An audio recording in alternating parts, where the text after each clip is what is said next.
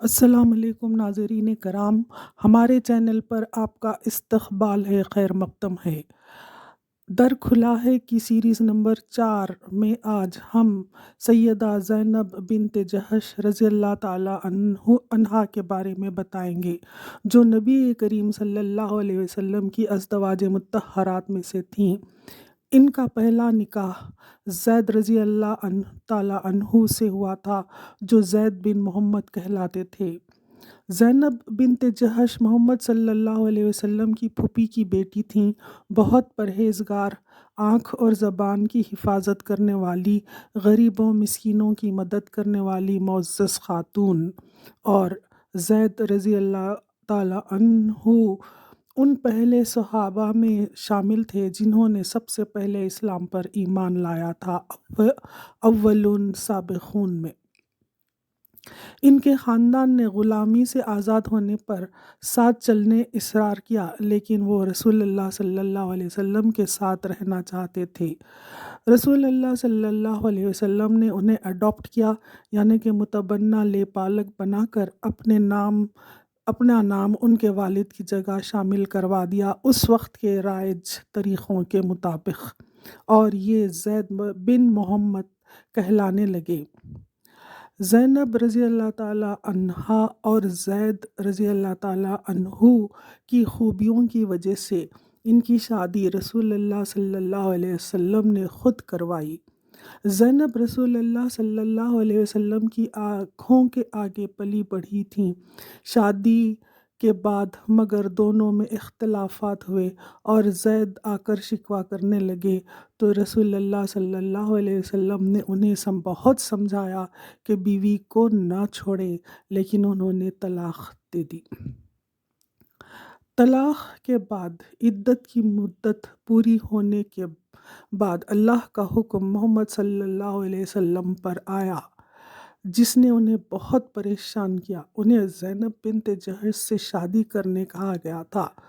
عجیب صورتحال تھی، آزمائش کا وقت تھا، کشمکش تھی، سماج انہیں جینے نہ دیتا، ضمیر کچوکے لگاتا، کیونکہ متبنہ بیٹے کی بیوی سے نکاح کا تصور بھی نہیں کیا جا سکتا تھا، لیکن اسلام نے متبنہ یعنی اڈاپٹڈ سن یا ڈاٹر بنانے کو ہی باطل و لغو قرار دے دیا۔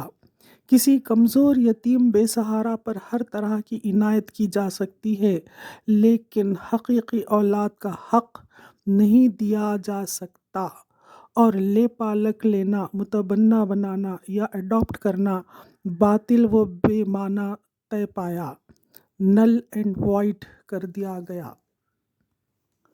اور پھر سورہ احزاب کی اس آیت کا نزول ہوا جس کا مفہوم ہے کہ منہ بولے بیٹوں کی بیویوں سے نکاح کرنے میں کوئی تنگی نہیں رہے گی، اور اللہ تعالیٰ کا حکم ہو کر ہی رہنے والا ہے۔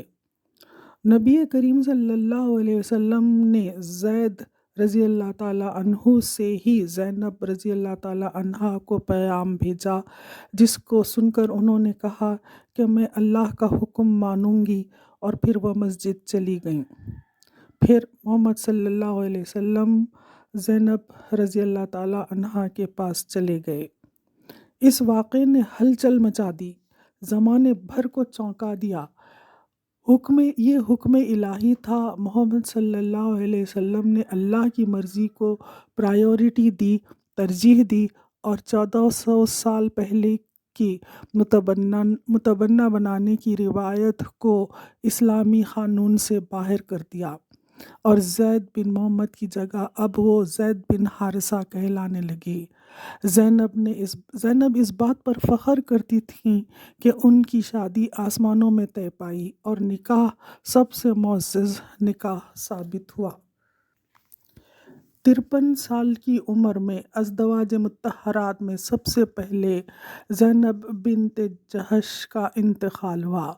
ان کی نماز جنازہ عمر بن خطاب رضی اللہ تعالیٰ عنہ نے پڑھائی۔ ان کی چھوٹی سی یہ زندگی ایک بہت بڑے مقام و مرتبے کی حامل ہو گئی، کیونکہ حق و انصاف کے وہ حقوق حقیقی اولاد کو بلا شرکت غیر مل گئے جو ہو سکتا متبنہ اڈاپٹڈ کو مل جاتا۔ جس طرح پڑوسی کے حقوق بہت زیادہ ہیں مگر وراثت میں صرف حقیقی وارثین ہی ہوں گے، پڑوسی نہیں، اسی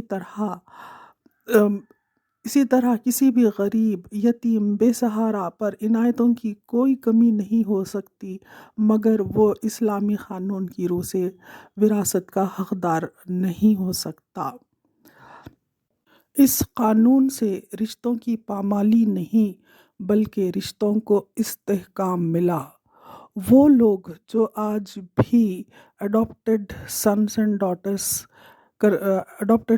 ڈاٹرز بناتے ہیں کسی نہ کسی الجھن کا شکار ہو جاتے ہیں۔ رشتوں کی پاکیزگی اسی قانون سے آئی اور رہتی دنیا تک قائم رہے گی۔